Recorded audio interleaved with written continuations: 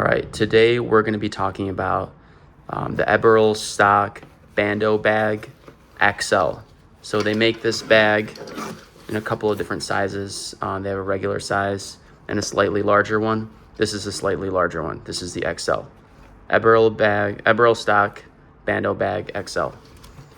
So it's a great concealed carry bag. I've been using it for a while. I use it a lot for concealed carry. More so in the warmer months when I'm just out and about in like a t-shirt and I don't feel like trying to conceal a full-size gun under a thin shirt. Also, if I'm going to like the gym or something like that and I don't want to have to deal with taking off a holster and dealing with some kind of belt that wears against the body and clips around gym shorts and whatnot, because I still want to carry a firearm at least to and from the gym. Obviously, I take this thing off while I'm working out. So we'll go through all the pockets. So the pocket where you would carry your firearm is the one all the way towards the back. There's a zipper that goes all the way around, starting here, zips all the way around. And it's got two zippers. Usually I position them here. I'll splice in a video later of why I have both of the zippers starting here and kind of how it wears and whatnot.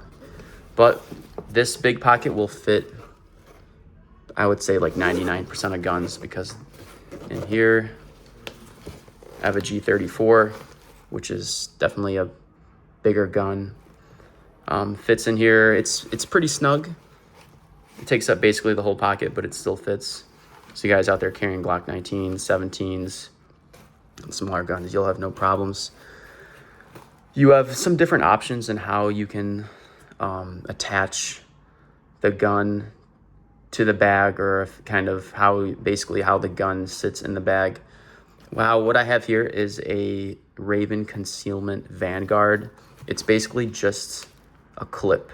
The clips around the trigger guard of the gun to protect it, so you can still carry with a loaded chamber, and it's just like tied into the bag. So I'll take it off. So this is a Raven Concealment Vanguard. It's just tied into the bag. You have other options. This is Velcro over here, so if you wanted to kind of stick a holster into here, like a Kydex holster, you could do that as well. I prefer the clip personally, but you definitely want to use something, either a clip like this or a holster. You don't want to just have a gun, a loaded gun with the round in the chamber kind of unsupported within the pocket of this bag. So moving on. And you got another big pocket in here where you can fit phones, flashlight, wallet, other little odds and ends. Like I said, the pocket's pretty big, so you can fit a whole bunch of stuff in here. You probably fit multiple phones. There's another zipper pocket here. I generally don't use it, but if you really want to keep something in place, you got that. Got one more pocket on the front. I just keep a pocket knife in here, but like I said, you can fit other odds and ends in here. Plenty of space, lots of pockets. Overall, the bag is good quality. I've been using it for a while. I'll even run with it outside sometimes. And yeah, we'll go over the strap. Nothing crazy. It's got the buckle on the back. Plenty of adjustment.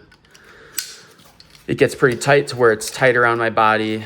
You can wear it a little looser. You could wear it like a fanny pack, which I don't usually do, or I usually wear it as a crossbody bag.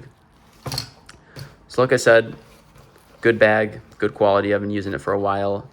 I just kind of wanted to show kind of the sizing. This is, I believe, an iPhone 12. So if you want to see how that fits in the bag,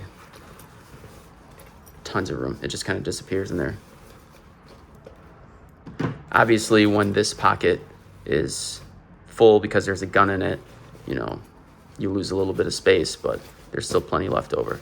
So like I said, I will splice in a video of how the bag wears on the body and kind of how I like to draw in my draw stroke with this clip.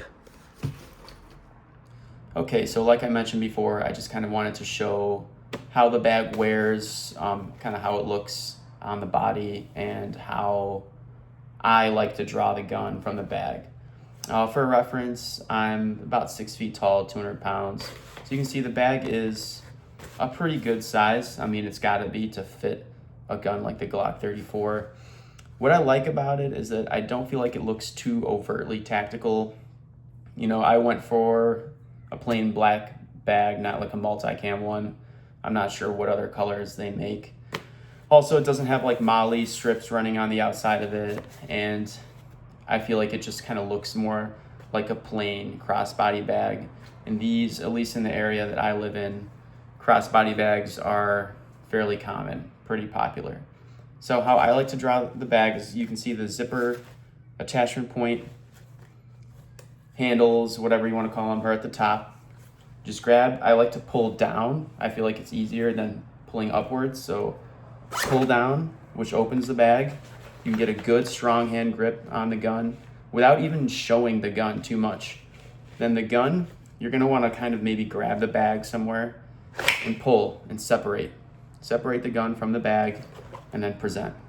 To put it back, obviously this is an empty gun, but if it were loaded, you'd have to do this very carefully. Put it back in the clip it back in, set it back in the bag, and reset the zipper. Is this as fast as drawing from like a normal appendix concealed carry holster or some other type of belt mounted holster? Probably not. It definitely takes a little bit more time, but with practice, you can get pretty quick at it.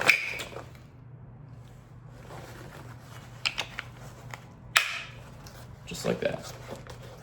So anyway, just wanted to show kind of how the bag wears. This is how I usually like to wear it. You can wear it like a fanny pack. You can adjust the straps so the bag fits much higher up, much tighter. Obviously, it can pretty easy. You can loosen it and kind of swings around more. You can wear it kind of under the arm if you want to. A lot of different options, a lot of adjustability.